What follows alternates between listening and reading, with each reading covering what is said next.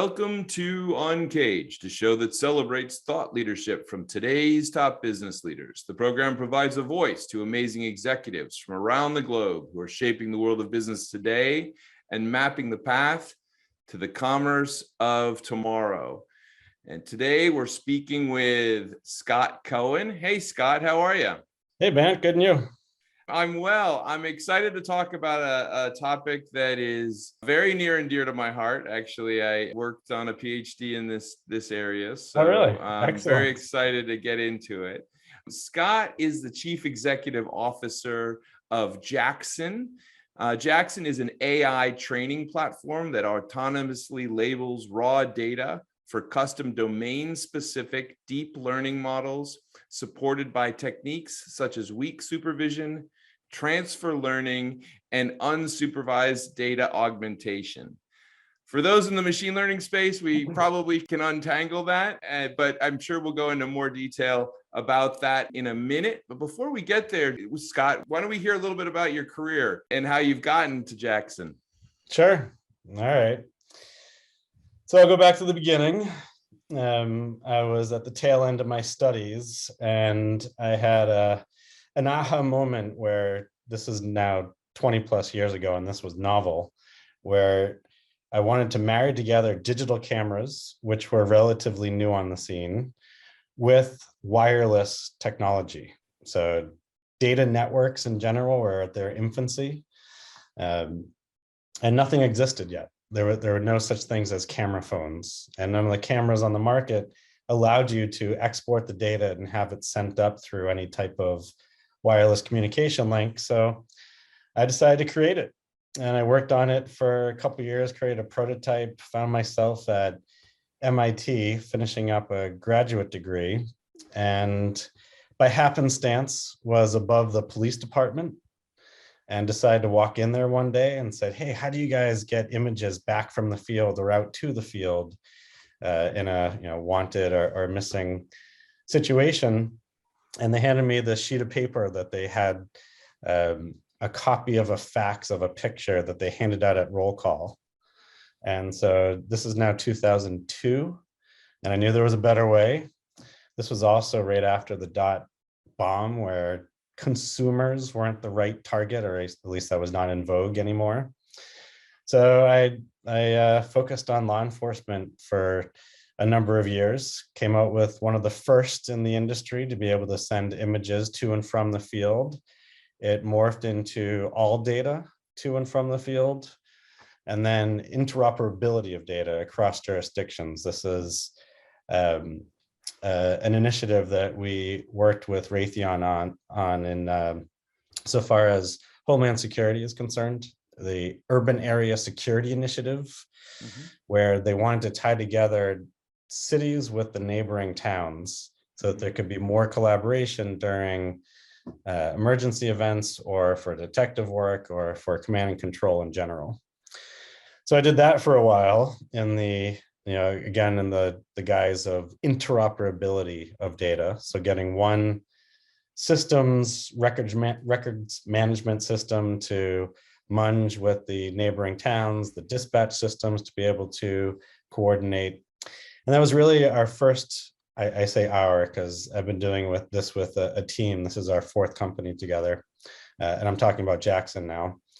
This was our first taste of machine learning. It was toward the tail end of that.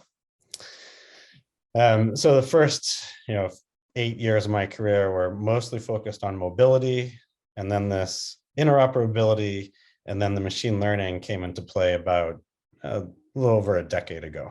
That's very cool. I love the space that you're in, and it's funny, the collection of images is fraught with tons of issues, tons of political battles on those topics, but very much becoming more and more part of our lives for sure. And I'm curious to hear more about how things have evolved and really what you guys are up to right now at Jaxon. What are you excited about and working on at the moment? Sure. So as I was just saying, we got into the machine learning space, spent a good chunk of time on it, and have recognized a lot of the gaps in the available open source technologies and off-the-shelf solutions insofar as creating training data. And your description, I was kind of chuckling to myself, was very technical. Let me take it up a level. That's our data science speak description.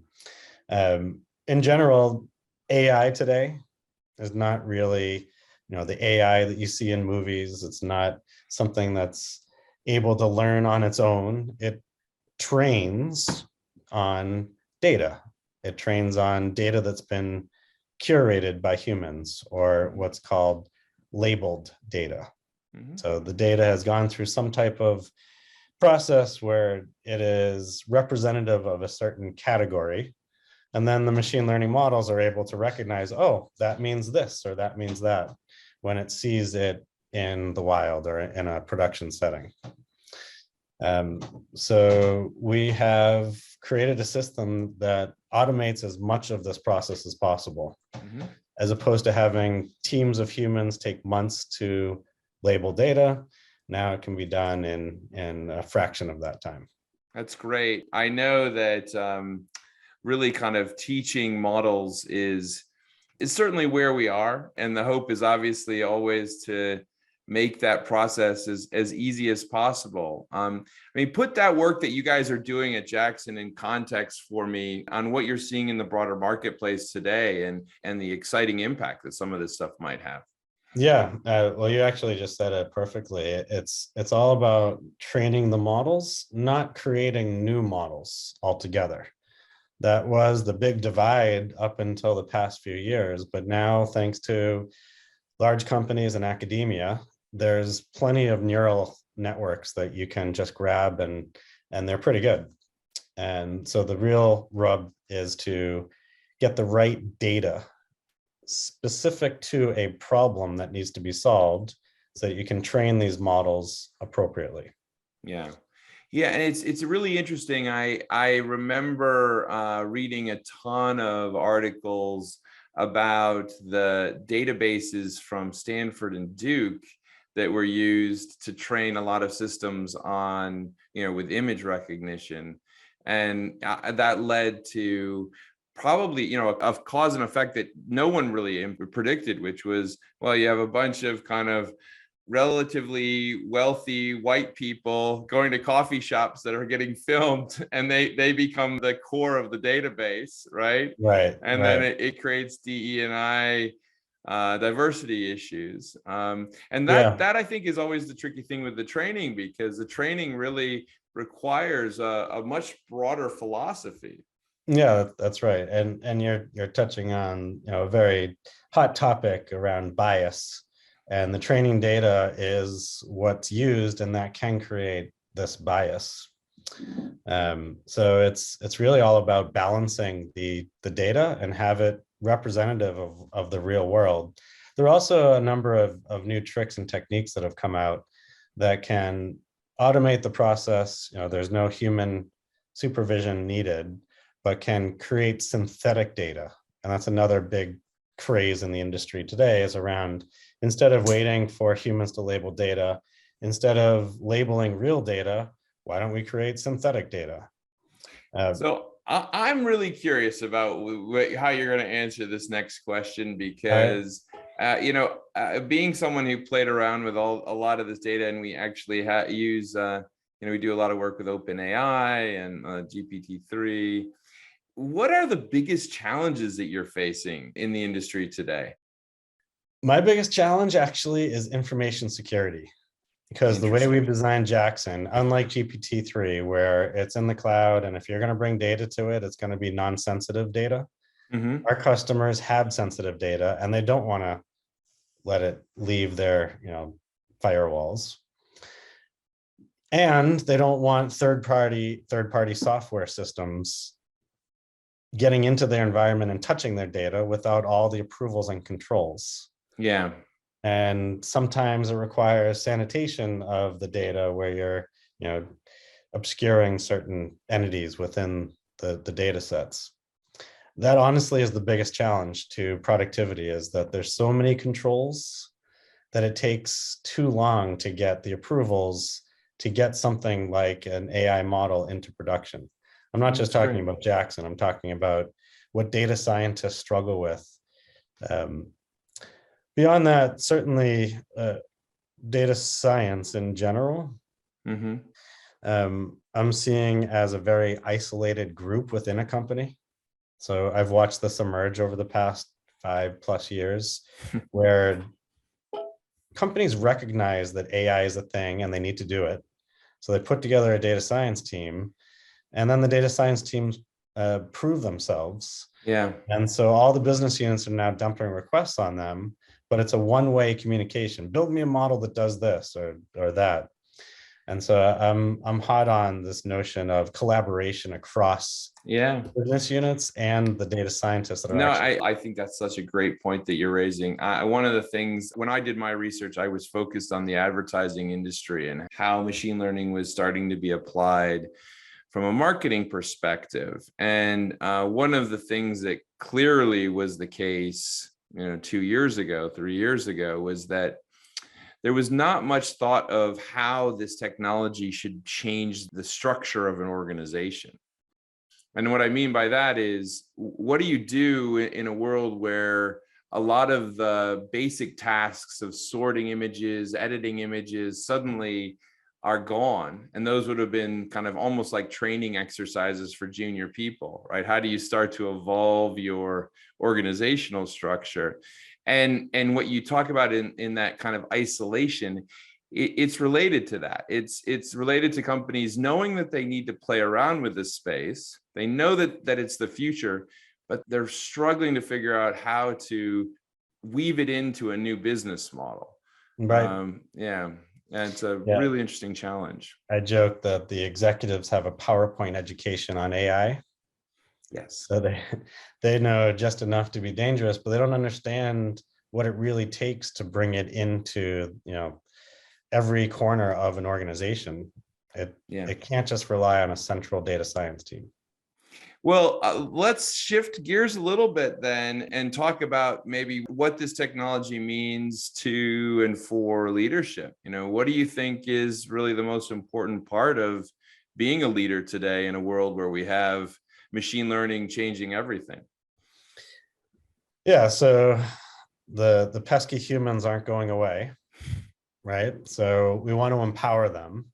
Mm-hmm. I think people call it machine-human collaboration or model-assisted humans, Mm-hmm. machine-assisted humans.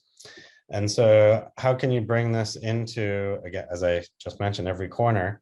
It is to, first of all, train everyone, get them educated on how to bring machine learning into their workflow.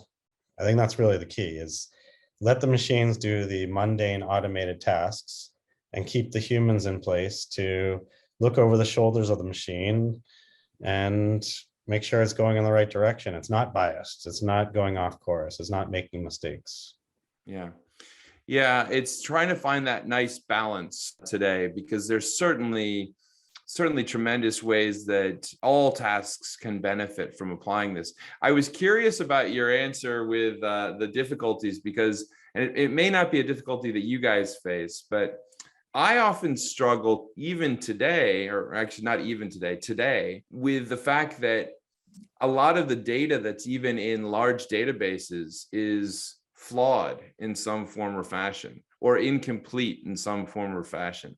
And so the promise of the technology and the trained model is there, but the actualization of it is wanting, because the apples and fruit that went in to feed the system up front perhaps weren't structured in the way they need to be. Yeah. Yeah, I just actually had a discussion like this with a customer, because your normal thought is, let's clean up all this data, let's get it organized so that we can process it properly. But I think the industry is shifting toward the notion of just leave it alone, because messy is reality. Don't go through all that work trying to come up with a taxonomy that works across an organization, which is a never-ending quest. Don't do all the ETL that you need to do, the ETL being extract, transform, and load, the integration to the data. Don't do all that work if you can just leave it be and let the machine learning models understand those nuances. Be trained on that, that messy data, and recognize If we're talking about natural language, which I know Yeah. you're talking more about structured data, but if we're talking about natural language, people make spelling mistakes. That's normal. People make grammatical errors. That's normal. So it can't be perfect for the machine learning models to be really productive as assistants to us. I love that. And I love the idea of building models that actually can support really kind of the way that we are and make us better without making us have to redo everything to prepare Right. for it. It's been great talking to you. We've been speaking with Scott Cohen. Scott is the Chief Executive Officer of Jaxon, Inc. If someone wanted to reach you, Scott, where should they find you? Jaxon at jaxon.ai. Excellent. Jaxon at jaxon.ai. Before we go, just one more time, Jaxon is an AI training platform that autonomously labels raw data for custom domain-specific deep learning models, supported by techniques such as weak supervision, transfer learning, and unsupervised data augmentation. Clearly, what Scott and his team are working on is right at the critical parts of machine learning and how it's being applied for business as well as society at large. Thank you so much for being on the show today, Scott. We look forward to having you back. Thank you, Ben. It was a pleasure. Cheers. Take care. Bye.